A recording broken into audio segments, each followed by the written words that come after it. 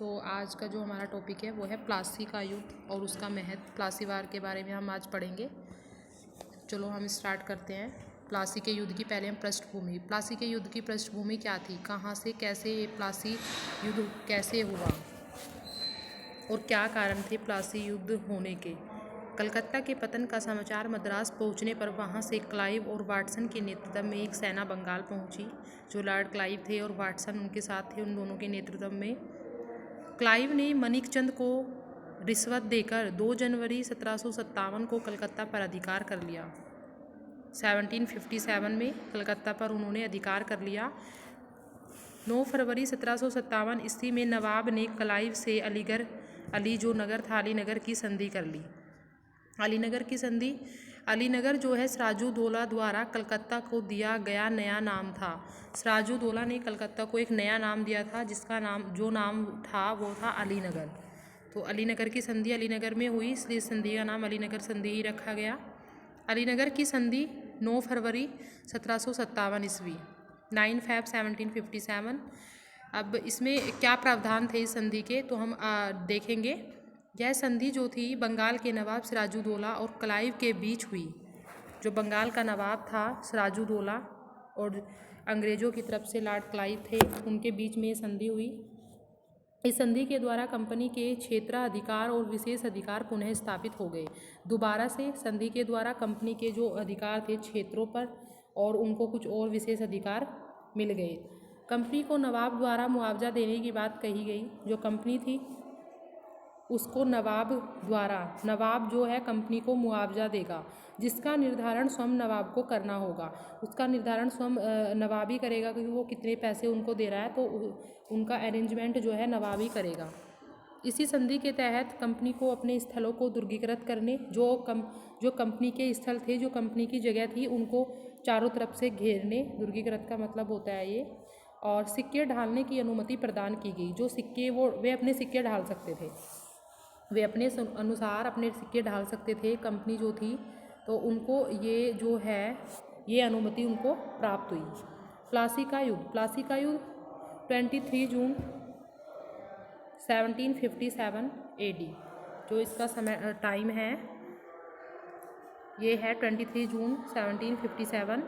Clive की सेना में 950 यूरोपीय पैदल और 100 यूरोपीय तोपची, 50 नाविक और 2100 भारतीय सैनिक थे।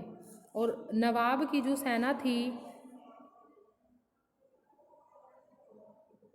2100 भारतीय सैनिक थे। नवाब की सेना थी उसमें लगभग 50,000 ही सैनिक थे।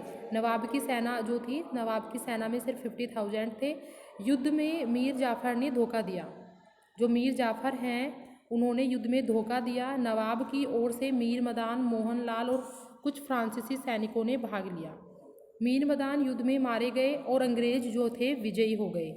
अब नवाब मीर जाफर ने धोखा क्यों दिया, क्योंकि मीर जाफर जो था उसको वो नेक्स्ट शासक बनना चाहता था। वो चाहता था कि वह सिराजुद्दौला के बाद उसे गद्दी पर बैठाया जाए, तो इसलिए वह अंग्रेज़ों की तरफ हो गया। तो इसलिए उसने सिराजुद्दौला को धोखा दिया। मीर जाफर जो था उसका एक सेनापति था।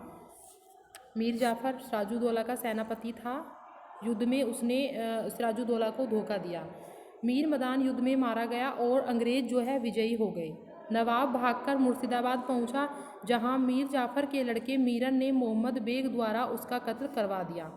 मोहम्मद बेग जो थे उनके द्वारा उनको मरवा दिया गया। तो सिराजुद्दौला की यहाँ पे मृत्यु हो जाती है।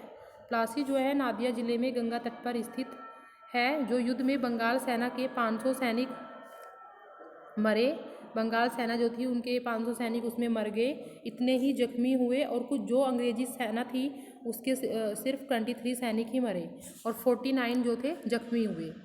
इस प्रकार कहा जाता है कि जैसे जो मीर जाफर थे उन्होंने पद की लालसा में राष्ट्र से गद्दारी की थी। पद को पाने की उनकी लालसा थी, उनका लालच था, उन्होंने अपने राष्ट्र से गद्दारी की।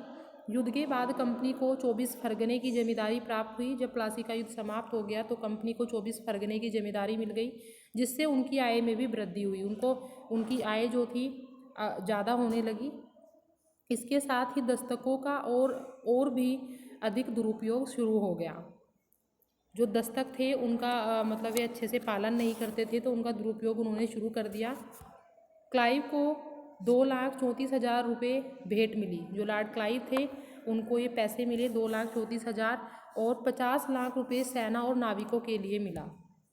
सेना और जो उनके नाविक थे, नाविक सेना थी, जो मतलब नाव को चलाने वाले थे नाविक, उनके लिए 50 लाख रुपये मिले।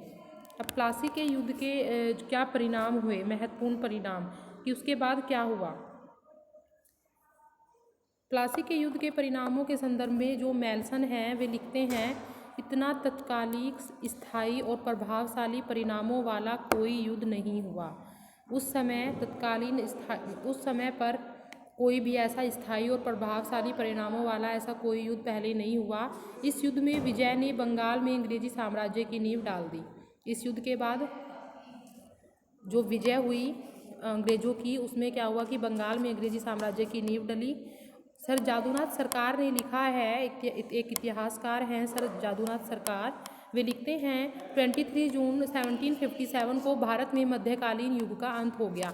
कि इस समय जो मध्यकालीन युग था उसमें मध्यकालीन युग जो था उसका अंत हुआ और जो आधुनिक युग जो है उसका शुभारंभ हुआ।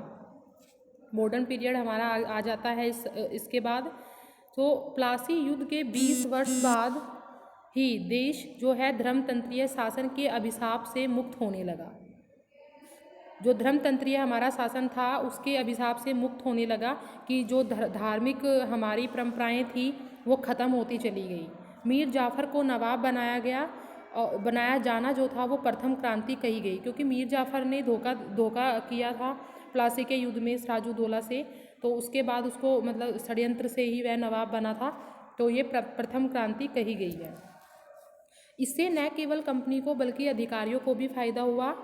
कंपनी को 24 परगने की जमींदारी मिली और साथ ही 1758 से 1760 ईस्वी तक के लिए कंपनी को बर्धमान और नादिया के कुछ क्षेत्र मिल गए। बंगाल की विजय और यहाँ से प्राप्त धन संपदा ने दक्षिण में चल रहे आंग्ल फ्रांसीसी संघर्ष में महत्वपूर्ण भूमिका अदा की। जो यहाँ से इनको धन प्राप्त हुआ था कंपनी को युद्ध के बाद, बंगाल विजय जब इन्होंने की, जब जो इन्हें धन प्राप्त हुआ वो उन्होंने कहाँ पे इन्वेस्ट किया, आंग्ल फ्रांसीसी संघर्ष में। अब व्यापारियों की संस्था जो थी राजा को हटाने व स्थापित करने की संस्था हो गई थी। वो राजा को हटाती थी और स्थापित करती थी, ये संस्था बन गई थी। इस युद्ध में विजय के परिणाम स्वरूप ही क्लाइव को बंगाल का गवर्नर बना दिया गया। यहीं से जो बंगाल के फर्स्ट गवर्नर हैं वो क्लाइव बने, लॉर्ड क्लाइव बन जाते हैं, रॉबर्ट क्लाइव। तो वैधानिक रूप से अंग्रेज जो थे 1757 ईस्वी में बंगाल के राजनीतिक स्वामी नहीं बन पाए, लेकिन वैधानिक रूप से अंग्रेज जो थे इस समय तक बंगाल के राजनीतिक स्वामी नहीं बन पाए थे। प्लासी युद्ध के बाद भी अंग्रेजों का भारत में वाणिज्य स्वरूप बना रहा, वे अपने वाणिज्य व्यापार करते रहे। प्लासी के युद्ध के बाद भी लॉर्ड क्लाइव जो थे हमारे बंगाल के गवर्नर बन जाते हैं यहाँ पर।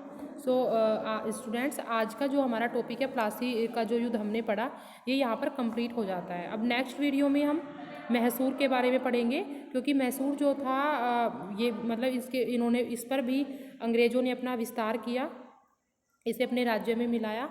सो आज जो है ये यहाँ पे हमारा बंगाल जो था ख़त्म हो जाता है, क्योंकि प्लासी का जो युद्ध हुआ उसके बाद ही यहाँ पर अंग्रेज़ों की जो नींव उन्होंने अपनी स्थापित कर ली थी। अंग्रेज़ी साम्राज्य की नींव बंगाल में प्लासी युद्ध के बाद पड़ चुकी है। सो ठीक है स्टूडेंट्स, थैंक यू।